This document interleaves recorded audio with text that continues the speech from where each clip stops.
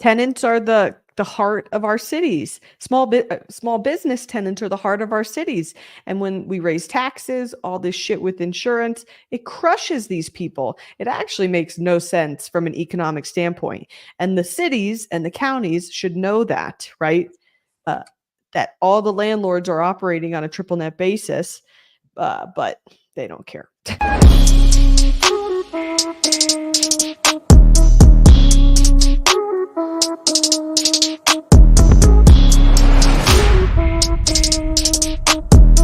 Welcome to the Real Estate Reserve Podcast. I'm Jason Balin from Hard Money Bankers. My co-host Ian Horowitz from Equity Warehouse. Thanks everybody for tuning in today. If you're a first-time listener, viewer, subscriber, watcher, I promise we're going to have a lot of fun. We're bringing on a great guest that we're going to interview here and introduce you to in a second. If you are a regular viewer, follower, watcher, however you absorb this content, thank you for all the support. We couldn't do it without you. We really, really appreciate it. And as you know, Ian and I have a little joke that, you know, we talk real estate together every single day, so we might as well do it publicly online so we can share all of our valuable insights with all of our fabulous viewers and bring on the best guests for everybody as well. My wife literally says, "What do you talk to people all day about?" And I say, "Well, real estate." Like I literally talk about the same shit all day, every day. So with that being said, guys, if you get any value out of this episode, please go ahead and share it. That's the best compliment that you could give us. We would appreciate that. And you could show my wife that I do talk about real estate all the time. So enough about us. We have a great guest. She's all the way in from Denver. So why don't we bring Aviva in? Aviva, how are you? I'm great. How are you two? Dude, I can speak for myself. I'm doing great. I think he's probably doing okay as well. We're still standing. We're on the East Coast. Day's almost over. We're recording it late in the day on the East Coast. So, yeah, we're about to roll out the door. Your days, you still got a little bit to go. So I still got some heads to kick in. Why don't we just start off just a little backstory about yourself and how you got into real estate, and then most importantly, how did you get into industrial warehouse asset class? Sure. I have a somewhat of a classic real estate story until I found my stride, and then I veered off. But my grandparents were in real estate. They were immigrants, the true immigrant story. Starting in a duplex, working up to a triplex, then hotels and motels like a lot of immigrants in America do. And in 1984, my grandfather bought the first warehouse, which we still own and hold to this day. From there, my dad kind of got an understanding that there was something to warehousing. And this was before warehousing was an asset class that was in the news and that anybody cared about. It was actually the ugly duckling of real estate. And so my father syndicated a portfolio of warehouses in the Denver metro area between 1999 and 2015. That was around the time when I joined the family business, which was really just leasing and managing this warehouse portfolio.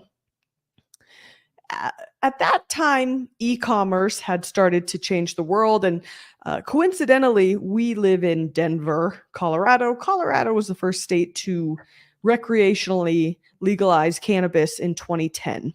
So we got to see the beginning of insane changes in warehousing a little before e-commerce really hit the market.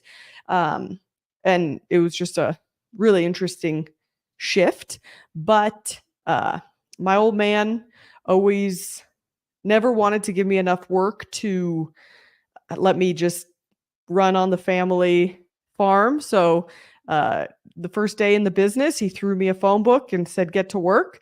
And it's been history ever since. I really honestly have essentially built a business off of online leads and having a brand online. I have now opened my own brokerage called the Warehouse Hotline, where we exclusively broker warehouse deals here in the Denver metro. I've got a podcast, Commercial Real Estate Secrets, and I'm very excited for the future of commercial real estate online. Yeah, no, that's awesome. I mean, it's interesting to see like how everybody takes different paths into real estate. Like I took the long road, let's start with them single family crap houses in East Baltimore, like you see in the Wire, and worked our way up to commercial real estate assets. I mean, just out of curiosity, did you take that detour into single family at all, or have you always only ever done commercial real estate? During my old man's time syndicating in like the mid 90s, he actually was a residential broker. And so when I started in the business, he always told me, residential sucks. We don't deal with it. Here are the reasons why industrial is easier, better hours, less emotional, less bullshit, less headaches. And it's just been ingrained in me. So thankfully, I got to pass go and not collect $200 and have never looked back. He's right. I mean, that was good. That's good advice. And a lot of folks don't have that advice. And I think a lot of folks jump into residential first just because, they think that's the easier barrier of entry. The costs are less. I don't have that much money. They think it's easier. And, I feel like, Ian, we've interviewed a lot of guests that have never done residential deals. Remember we had one guest that he flipped his first commercial multifamily? Yeah, multifamily property. He made $1 million, and that's the first deal he ever did. I mean, most deals that we've all done, you're making, in the low thousands of dollars, and you just kind of chalk it off to like, hey, I got a college education in this. So it's great. Yeah. So that's interesting. So never like to this day, do you have any like multifamily properties? We have one multifamily property that my grandfather bought in the 60s. Our family strategy is buy, hold, never sell, party on the profits. Yep. And we get a little emotionally attached to our buildings. So there's nothing as powerful as a free and clear property because they just print money. And so that's the only one we have. We don't manage it. Just drive by and smile. And, I will say, you hear a lot about real estate and commercial real estate being, it's a lot of nepotism. And that's why I get up and my story's my story. I can't, I'm not going to make it up. I want to be authentic. But the reason that I'm so passionate about the internet, having the podcast, having social media, talking to people is that my life as dinner, real estate was the topic at dinner every single day. I grew up in warehouses. I recognize it's a privilege and a lot of people don't have that.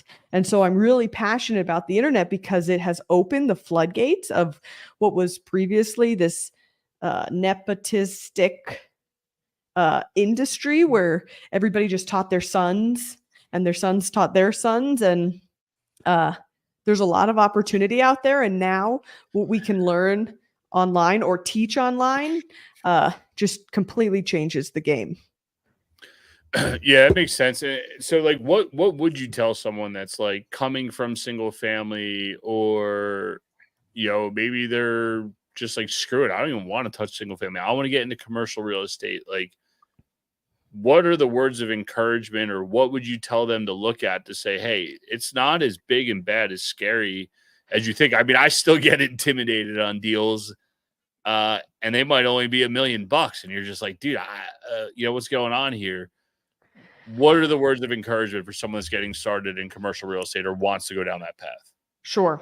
So say you have a 4-unit multifamily complex, 4 toilets, 4 disposals, 4 washing machines, 4 ovens. My husband left his phone next to the computer. He's fired. So your multifamily complex has all of these systems in it. Then think about a 4-unit warehouse complex. You've got 4 garage doors, 4 HVAC units, bathrooms, but there is significantly fewer systems in something like a warehouse that can be broken. 1. 2, warehouses are leased on triple net bases, which means the tenants are responsible for the repairs and maintenance within the unit. much less responsibility for the landlord in terms of cost and in terms of actual labor. 2, 3, warehouses are utilized during business hours. So when systems are breaking, they're breaking during business hours. Whereas in multifamily, systems are breaking when people are home, off hours, holidays, weekends, nights. So in the rare case that we are getting a call because there's an issue, it's generally during business hours, and it's overall just a lot less of an emotional experience. People get really emotional about the houses over their head and their family's head. And when their heater breaks on Christmas Eve, you get to deal with it, or your property manager gets to deal with it. Whereas that's just not even an option in commercial real estate because nobody's working on Christmas Eve. Sold. No, but you're right. And you're right. And I mean, one of the main reasons why that we were attracted to hard money lending and private loans 16, 17 years ago is I was dealing with sophisticated real estate investors. I wasn't dealing with homeowners. Like, it'd be hard to foreclose on a homeowner, even if they never made a payment and cussed at you and said it was your fault. Like, that would be challenging. That'd be challenging to do. Like, that's always attracting me to, warehouse in general. And there's obviously other commercial asset classes, office and stuff like that as well. But least amount of headaches. I'm sure there's probably not even any tenant improvements in any of these things. Right.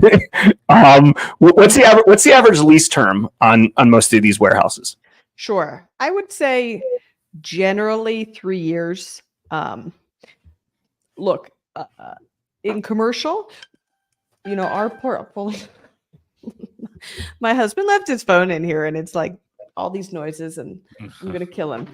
Our average lease term is 3 years.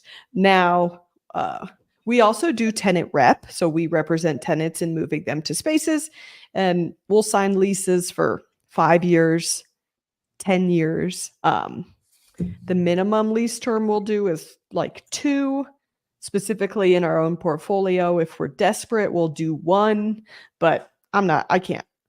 A year goes by so fast. Maybe out of 110 tenants, I sign a 1-year lease once every 3 years. Yeah, no, I mean, that makes sense. I'm intrigued by the 3-year.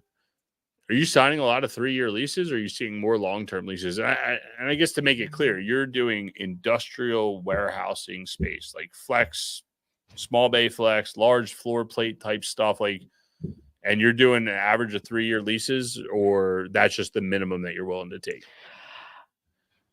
Depends on the day.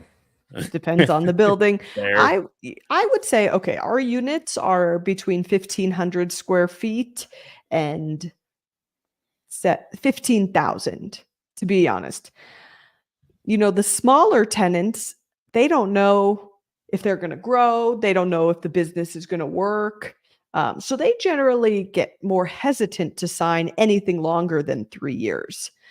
We'll do 5-year leases and that, but also the strategy to a 3-year lease is that with crazy inflation right now, we don't know what pricing is going to look like in 10 years or 5 years. And so we don't want to lock ourselves up on a rental rate. Not that, we jack tenants up. We always say we're in the business of keeping tenants. And if you have a good tenant, it's far more valuable to have them at an approachable rental rate than top of the market. But we have found 3 years is the soft spot. Well, even I would guess their turnover costs are a lot less than most other commercial assets. It's debatable. Is it? I don't know. I mean, I'm just comparing it. I'm just comparing it to office, and that's a disaster. Pay that. Excuse my French. It's our podcast, and I'm worried about cursing. But close your ears, B. But pay that fucking broker fee. That shit adds up alone. Yeah, that's fair. Yeah, see, she knows. I love it. Because they get paid on the aggregate of the lease, and I'll be interested to hear the rebuttal. But to me, you got to go in there. You might have a tenant that leaves a mess. You got to get the floors clean. You got a lot more downtime potentially in some of these flex spaces that you need to underwrite for. Now, when you're debt free, congratulations. That's amazing. That's a competitive advantage. You can wait for the right tenant. We're back against the wall. I mean, look at Gaslight right now. It's like, hey, man, like we need tenants, dude, because we need to fill up. We got debt payments coming out all the time. So I'd be interested to hear your thoughts on it, on turnover costs. Well, nobody likes writing broker's fees. Yeah. I love getting broker's fees. That's what's funny. Like in our portfolio, another way to mitigate cost. I don't want to pay a 5-year broker fee. Okay, I'll pay a 3-year broker fee. But then on the other hand, on the other side of that coin, if I'm representing a tenant, let's go for 10 years. And it always just, it depends on the strategy of the landlord ultimately, right? If it's an institutional landlord, that's what they want, high credit, long term. But when it comes to turnover, with these small bay industrial, and this goes back to the cannabis legalization, overnight from December 31st, 2009 to January 1st, 2010, 25% of small bay industrial space was absorbed overnight in the Denver metro area. What that did to supply and demand was essentially eliminate 25% of the small bay space, which, if you know anything about small bay space in America, there just isn't enough in general. Right now, the only thing they're building is what I refer to as the big sexies, big, huge boxes, 100,000 square feet, 500,000 square feet, 1 million square feet for Amazon. But the reality is that your roofer, your HVAC company, your floor guy, they need 2,000, 3,000, 5,000 feet to store their product. And so when you have an inventory issue, which is not enough warehousing space for all the HVAC guys to store their shit, we have lower vacancy. And then we have leasing strategies where we're leasing 2-3 months out in advance, just to mitigate that risk. And then praying the unit isn't too trashed and, navigating accordingly. Yeah, no, that is fair statement, and the supply and demand, we've been very attracted to small bay flex recently. Us personally, we have not closed on a deal, but we see it all the time. I mean, one of our best performing storage facilities is kind of set up in that fashion, and it crushes every single month. Like, it just crushes. And I think if you can identify those in your marketplace of what's good. I know there's a couple of guys talking about it online. I know there's some reports out there saying, where I'm at in PA is an underserved market. I know where you're out in Denver is an underserved market. Texas, I mean, that's just like the land of do whatever you want, but it's all underserved. And, I think when you talk about the e-com, but side by side with that, like they're putting up the big tilt buildings. You guys have all seen the big Amazon distribution warehouses. Where is the landscaper going? Where is the roofer going? And another thing, I'd be interested to see if you've seen this trend. Every time I've looked at a building, every broker said people are tired of keeping their construction vehicles outside, and they want to keep them inside. And that's been a huge demand too. Is that something you guys have seen out there? I deal with that for breakfast with my morning cup of coffee.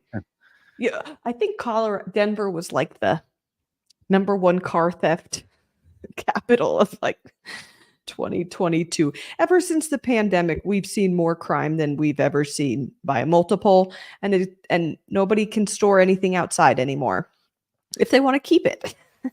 Well, we had 20 catalytic converters behind an electric gate stolen overnight. And like I said, that's normal.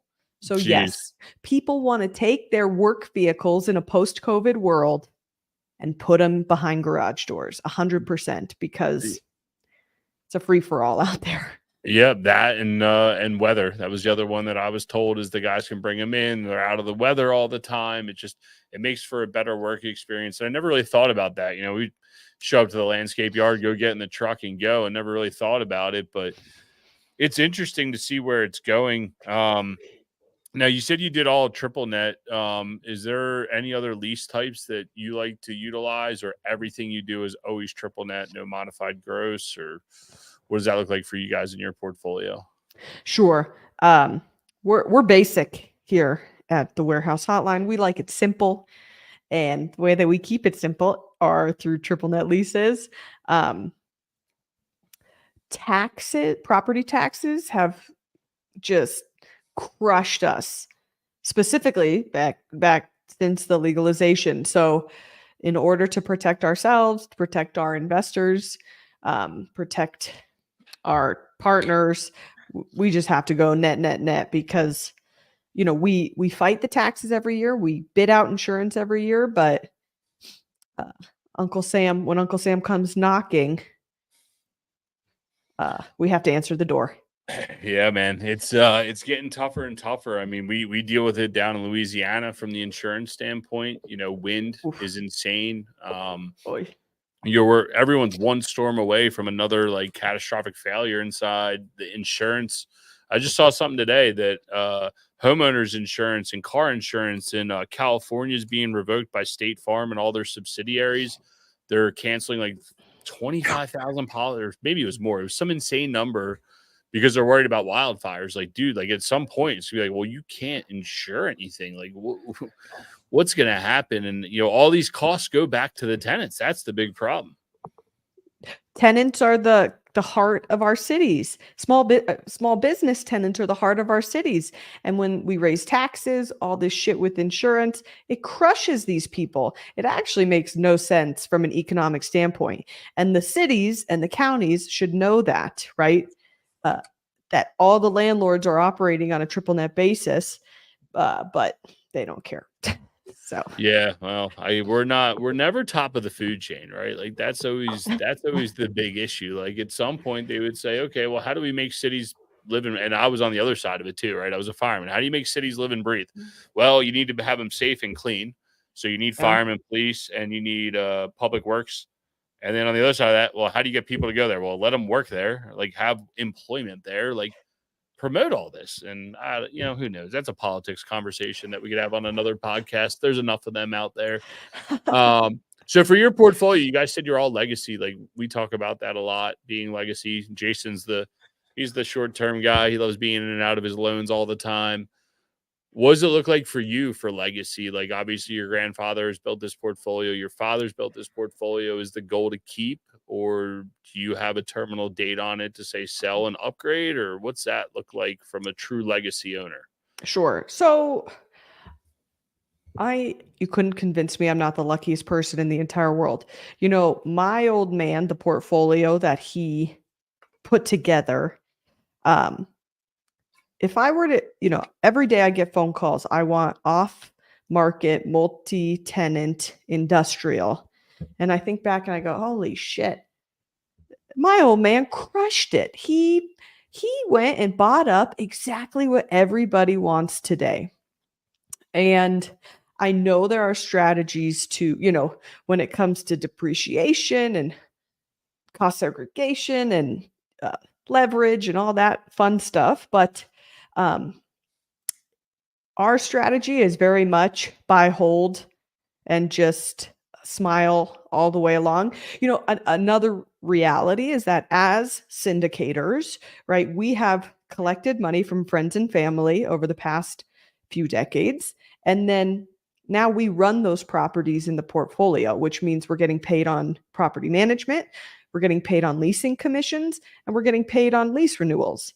And what that looks like for us is an ecosystem of stability, right? It's like a garden with a bunch of little seeds planted that produce for us sporadically, but consistently. And so it's like we have a nice cow and she's producing milk and I might as well not slaughter her. So with all that being said, the strategy for now, and I don't know if this is right or not, is to just buy, hold, and party on the profits. I like that. I like that too. But one more direction for this podcast before we wrap this up. So I know you've been doing some stuff in the digital space and the marketing space, and you've taken commercial real estate online, primary for lead gen and to grow your business. Do you see commercial real estate resources being readily available online, kind of like residential real estate have been? Dude, I think when it comes to the internet and commercial real estate capabilities, we have touched 1% of what this world is going to look like. This year, CoStar, LoopNet, who is our MLS, right? It's the one-stop shop for brokers, owners, whatever. This year, CoStar rolled out Homes.com and $1 billion marketing campaign behind it. And as a CoStar user, I watched all of my contacts at CoStar, the phone stopped ringing because CoStar turned to them and they said, sell Homes.com. And they've told me that too. CoStar is taking its eye off the ball of commercial real estate and it's pivoting. It wants the whole market share. Yep. Somebody's going to come in and crush CoStar. Is it going to be Crexy? I don't know. But somebody's going to take it. They're trying. Somebody's going to take it and somebody's going to revolutionize because it's a shit show right now. And the gatekeeping, I do a lot of third-party brokerage as well. I would say 50% of my buyers, maybe more, 70% of my buyers, they find the property first and they send it to me. And I know it's very similar in residential because people know what they want inherently. I don't work with a lot of buyers, but when they do, they're sending me it. And it's like, that's the future and the reality, whether or not CoStar wants to gatekeep that or not. Yeah, the commercial industry is being gatekept very, very, very well. I mean, even simply just trying to sign up for CoStar was a pain in the ass itself.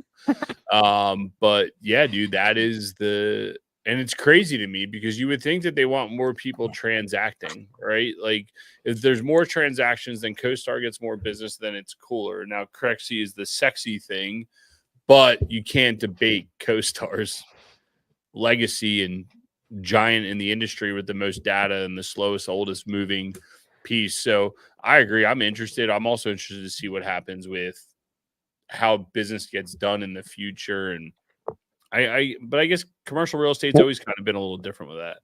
Well, business is more readily available than a generation ago and a generation before that. And it's everywhere. And everybody wants to be a business owner. Everybody wants to be a real estate investor. Everybody wants to own commercial buildings. I'm not saying they will, but they want to, and they want to have the data, the resources, and everything available to them at their fingertips. And why shouldn't they?